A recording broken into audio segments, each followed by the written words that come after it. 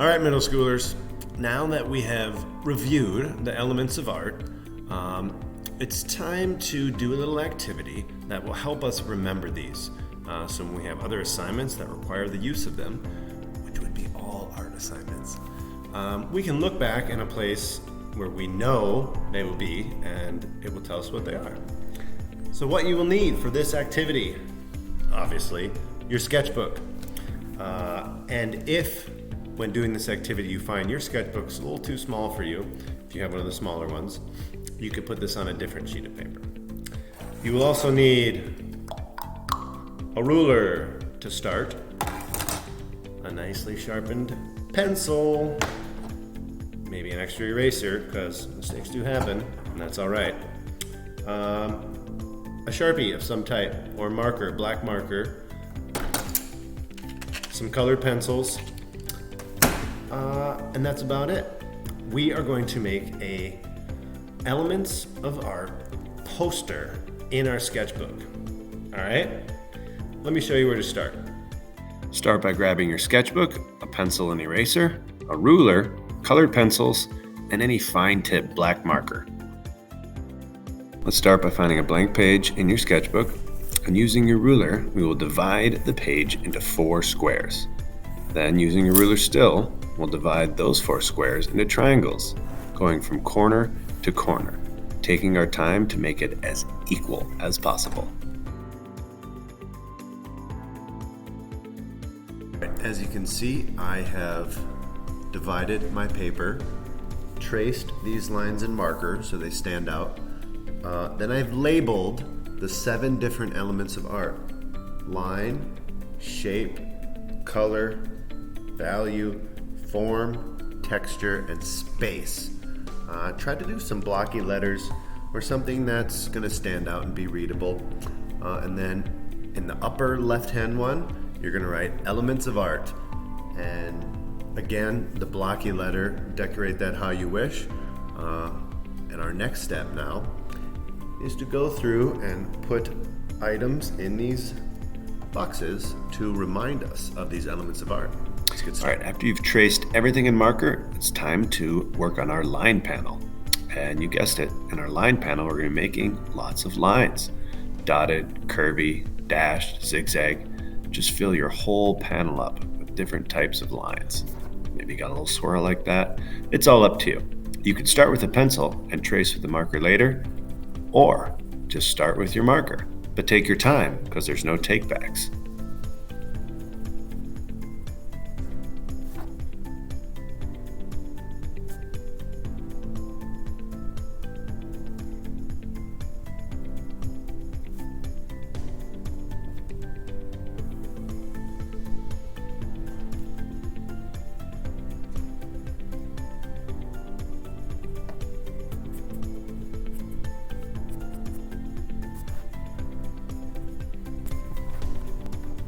Next, we'll move on to the shape section. And you guessed it, we'll be filling this area with shapes. Geometric, organic, tons of shapes, whatever you can think of. You may be tempted to color in these shapes, but wait for now, as we'll do our coloring later.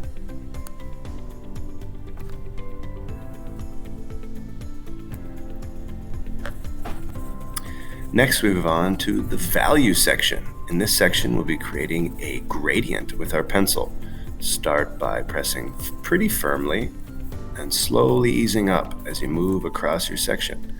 Then you can rub in all of the pencil with your finger, blending it to create a nice smooth gradient that transitions from light to dark. Next, we move on to the form section, where we will be creating some shapes and adding some shadowing to make them look 3D. I chose to do a cone with a rounded bottom, a cylinder, a cube, a sphere, and this little guy up top. Don't know what to call him, but we will be adding the same type of gradient using our pencil and rubbing with our finger to create that shadowing effect. And it might take you a few times. It took me a couple times, but that's all right. Take your time creating form.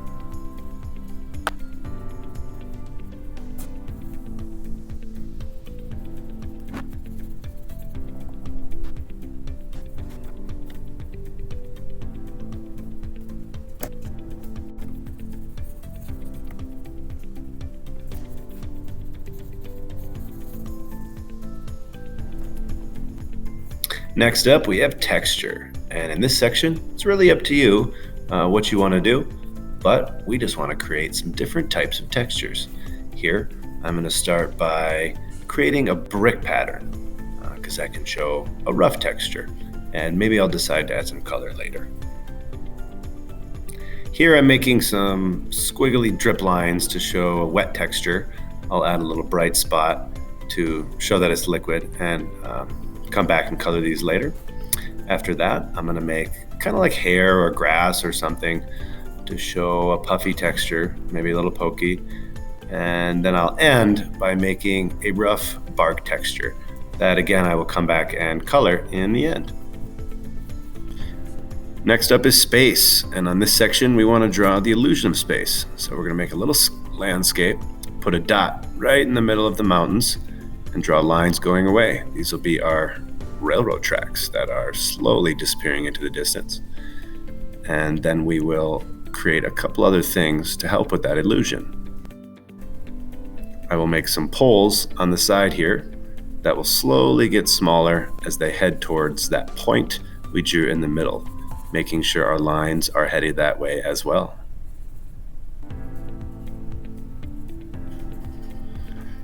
Next, I'm going to draw a little shack. And the trick here is a rectangle and then making lines that point back to that center dot. Don't need to go all the way, but just a little bit. That will give the illusion that it is going off into the distance or into space. Take your time on this one and don't be afraid to make mistakes. Use your eraser and do your best.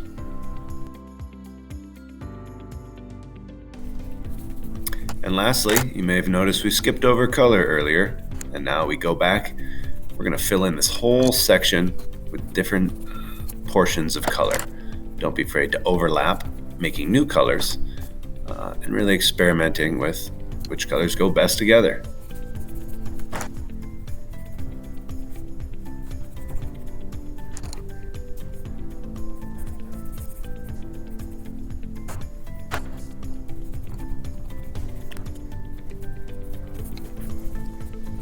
Once you've filled up the whole space, then you can go through the rest of your elements of art poster, adding color to the shapes, to your space drawing, maybe to your textures, and outlining everything in a fine point Sharpie to really make it pop. So, work on your finishing touches. We'll see you when it's done.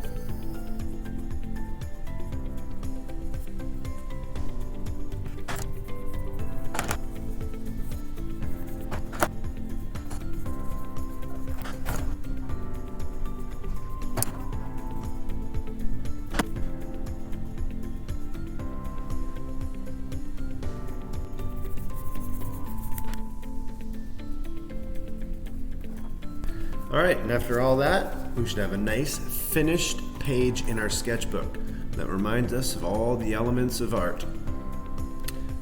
Take your time, all right? There's no need to rush through this. I want to see some good craftsmanship, all right? So make sure you're using a pencil first, tracing your lines with marker after, and if you mess up, you got an eraser on your pencil, but not on your marker. Remember that. All right, have fun with the elements of art.